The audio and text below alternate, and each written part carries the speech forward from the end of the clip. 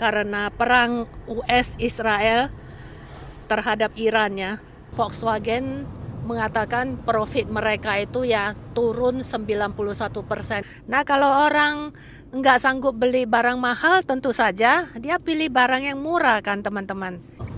Ekonomi Jerman akan anjlok. Itu sudah anjlok teman-teman. Kemarin saya bilang 20.000 kan. Apa kabar teman-teman semuanya? Kembali bersama saya Monica di Jerman. Saya menggunakan kesempatan di dalam mobil ya. Ada 1 jam lebih perjalanan, jadi saya gunakan kesempatan ini untuk ngobrol-ngobrol dengan teman-teman, juga membahas tentang keadaan ekonomi Jerman ya selama ini masa perang Iran ya dengan AS dan Israel ya. Jadi nanti saya juga balikkan kamera supaya teman-teman bisa lihat pemandangan juga ya. Jadi ini kita baru mau berangkat ya, baru mulai berangkat, masih di dalam kota. Dan ini ada macet sedikit ya karena ada perbaikan jalan ya sebelah kanan sana. Jadi bagi Anda yang ingin tahu ya kabar Jerman akhir-akhir ini ya, berita terkini ya, itu yang paling hangat itu sebenarnya bukan tentang perang antara AS Israel sama Iran ya. Bagi Jerman sih, apalagi penduduk Jerman ya, rakyat-rakyat Jerman itu mereka tidak tertarik ya, kebanyakan tidak tertarik dengan berita ini, dan pemerintahnya juga tidak tertarik untuk ikut campur ya. Bagi mereka perang itu ya, seperti pendapat saya juga sama ya, perang itu tidak ada yang untung ya, dan tidak ada yang menang lah kalau bagi saya ya. Jadi kedua belah pihak itu pasti mengalami kerugian ya. Tapi ini susah dibilang juga karena ada faktor sejarah ya. Saya juga tidak terlalu banyak mau berkomentar karena kalau saya berkomentar ya itu pasti ada pro dan kontranya ya. Tapi sebaiknya kita belajar sejarah dulu sebelum kita komentar ya. Walaupun saya sudah banyak tahu tentang sejarah Israel ini ya, tapi saya juga tidak mau banyak komentar. Hari ini saya cuma mau membahas tentang Jerman ya. Jadi yang paling berpengaruh di Jerman itu ya karena perang ini yaitu harga minyak teman-teman. Dan harga minyak ini merupakan faktor utama ya. Bagi setiap negara itu sama. Kalau harga minyak itu melonjak tinggi ya, itu akan mempengaruhi harga-harga barang. Maaf ya, harga barang-barang yang lain juga. Jadi ya, harga minyak sekarang ya, yang terakhir yang saya baca lah, itu sudah naik 2 euro 30 sen ya untuk 1 liter. Tentu ini naik turun tapi tidak terlalu besar ya.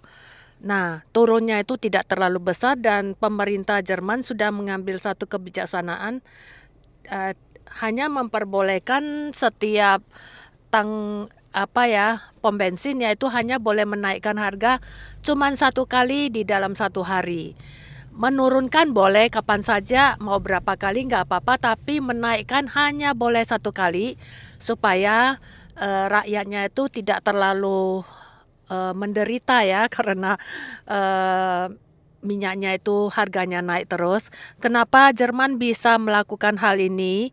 Karena Jerman ada menyimpan stok minyak ya yang lumayan banyak ya, dan itu tempatnya dirahasiakan ya.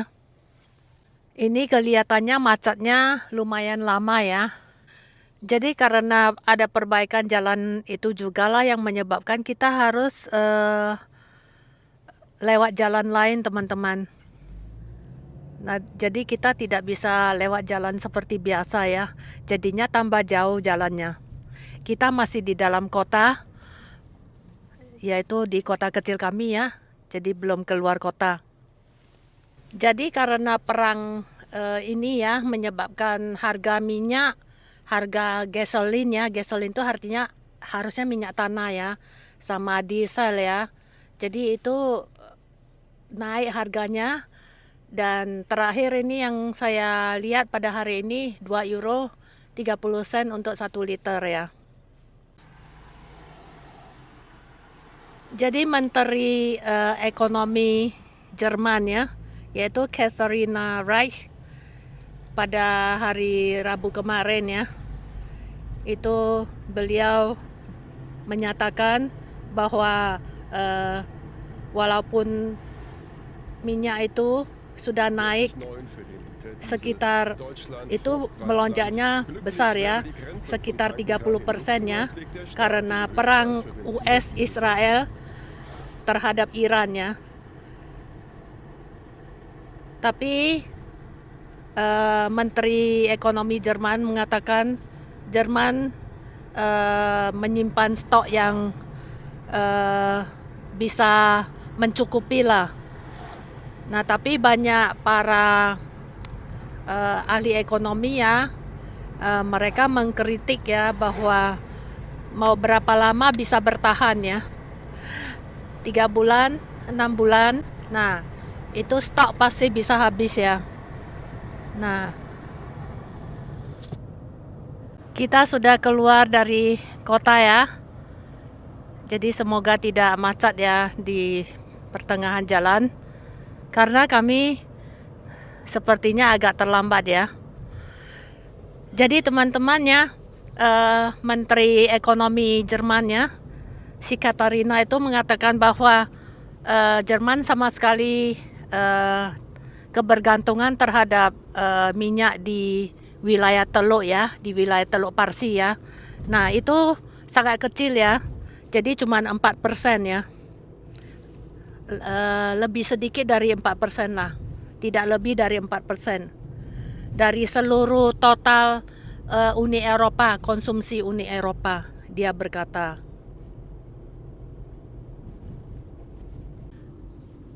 Jadi tujuan pemerintah ya mau mengeluarkan sekitar 400 juta barrel dari itu ya, minyak yang disimpan di gudang ya, itu supaya untuk menstabilitaskan harga minyak di Jerman lah.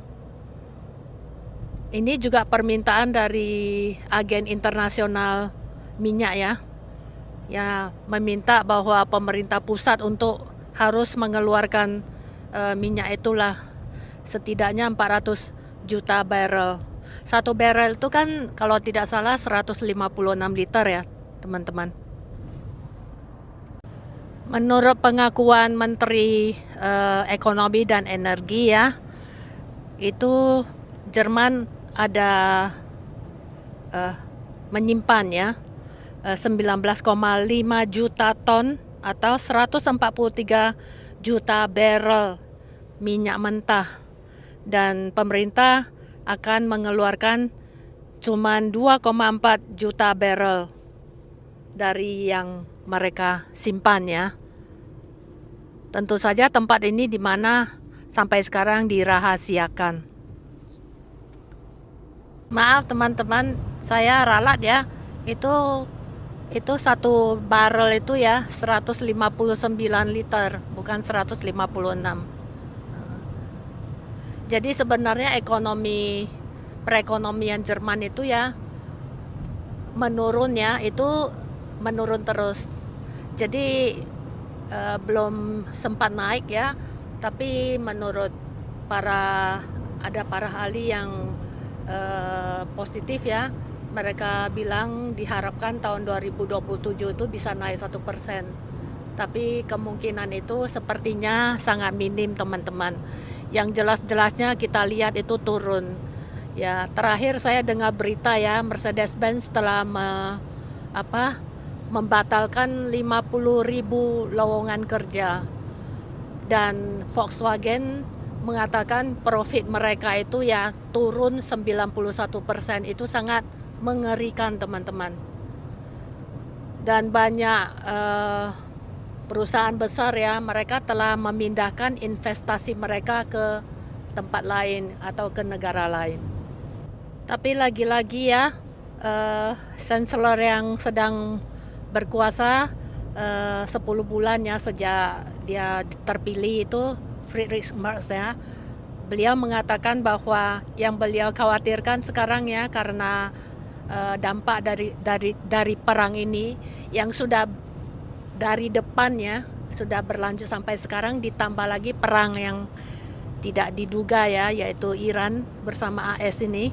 Nah, dia mengatakan dampak yang paling besar itu akan menghantam Jerman itu di bidang industri ya, sama ekspor, juga dampak refugee ya, yaitu imigran dari negara perang. Ya, dampaknya gimana, sampai gimana dia tidak berkata dengan jelas ya. Nah, itu pasti negatif lah teman-teman. Jadi karena dampak perang dari Ukraina yang dari depan itu Soviet sama Ukraina ya. Nah, udah itu faktor yang juga sangat besar ya mempengaruhi Jerman, yaitu tarif yang dikenakan dari Amerika terhadap Jerman ya untuk barang-barang ekspor ya. Itu tarifnya sangat gila ya. Nah, ini juga menghantam ekonomi Jerman ya. Tentu saja banyak faktor-faktor lain seperti produk dari China itu juga mempengaruhi industri Jerman ya, karena produk Cina itu ada di mana-mana, dia ekspor kemana-mana, sampai di Jerman juga banyak ya. Siapa yang nggak mau pakai karena murah dan tidak terlalu jelek juga kan. Nah, kalau orang nggak sanggup beli barang mahal, tentu saja dia pilih barang yang murah kan teman-teman. Nah, jadi ini juga merupakan satu hantaman untuk Jerman.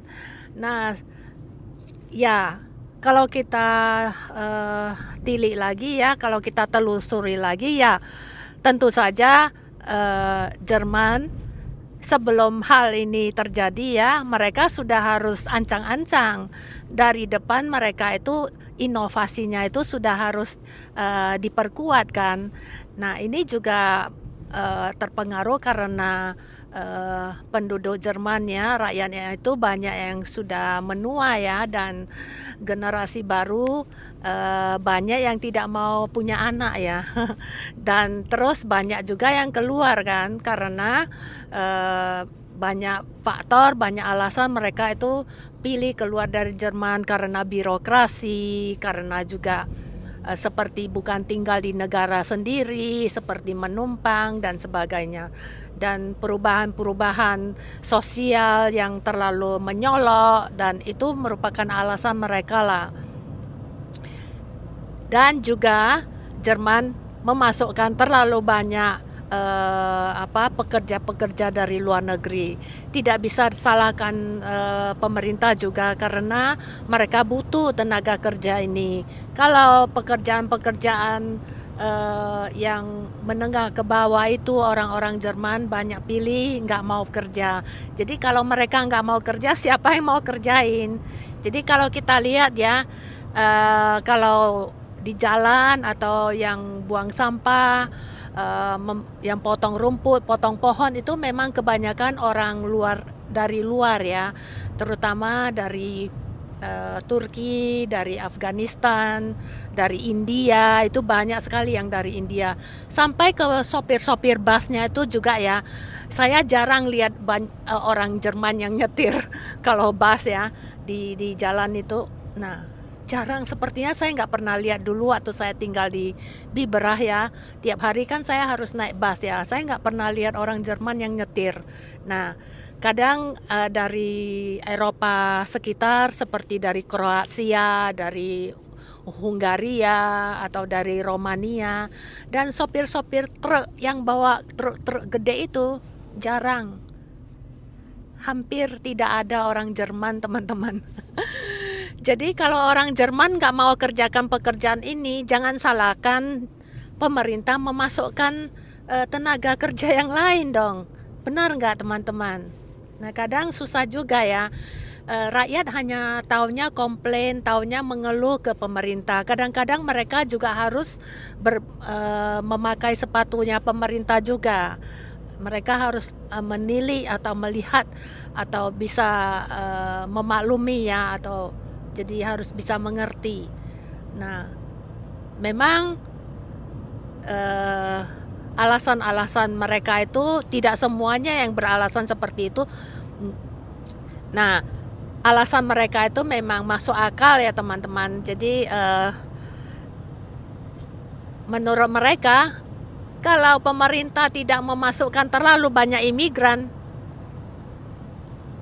tentu saja mereka pasti mendapatkan pekerjaan itu. Tapi boro-boro mereka dapat karena gajinya lebih murah kan untuk orang-orang yang pendatang. Mereka nggak bisa hidup dengan gaji itu karena tingkat kehidupan mereka orang Jerman kan lebih tinggi kan. Nah, tuntutan mereka itu lebih tinggi. Itu sudah pasti ya, penduduk asli itu biaya hidupnya itu pasti lebih tinggi.